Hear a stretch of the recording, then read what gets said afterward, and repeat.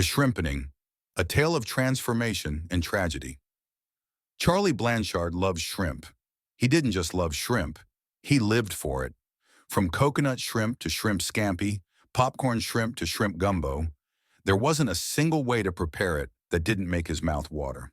It started innocently enough: shrimp for lunch, shrimp for dinner. Then it became shrimp for breakfast. Soon his grocery list was nothing but frozen shrimp bags, stacked in his freezer like gold bricks. Then one morning, Charlie noticed something odd. His skin, once a healthy peach, had taken on a faint pinkish hue. His fingers felt stiff, his nails thickening like tiny shells. He shrugged it off. Too much shrimp? Nah, no such thing. Days passed. His nose flattened. His eyes, once round, stretched and drifted to the sides of his face. He could no longer blink, only stare, unblinking, at his reflection in horror.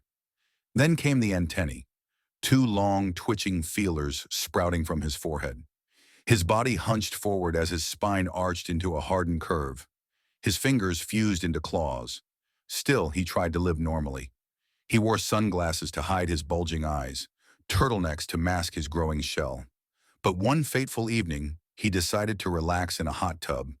As soon as he sank into the bubbling water, a rich, buttery aroma filled the air. Charlie sniffed. Wait, is that me? The realization hit him like a tidal wave. He smelled delicious.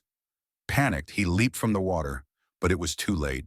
His skin was now deep red, his transformation complete. He had become a full-fledged shrimp, though mercifully, he could still talk. A literary sensation.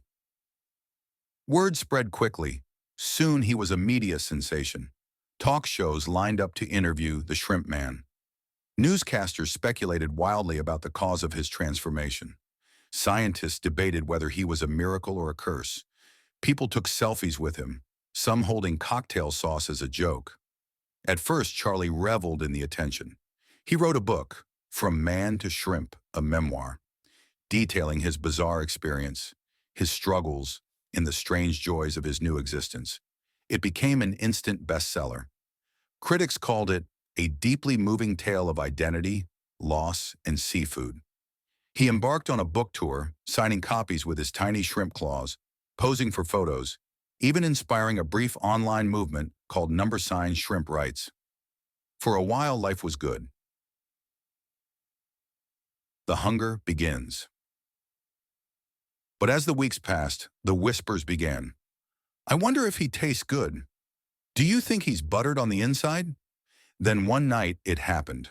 A mob driven by insatiable hunger gathered outside his home, wielding pots, skewers, and a giant cauldron of boiling water. Charlie tried to flee, his shrimp legs scuttling furiously, but there was nowhere to run. They captured him, chanting, "Boil the shrimp! Boil the shrimp!" as they dragged him toward his doom. The last thing he saw was the steam rising from the bubbling pot. The last thing he heard was a journalist solemnly asking, Charlie, what's it like to be a shrimp? And the last thing he said before he was dipped into a vat of cocktail sauce was a single mournful whisper, salty.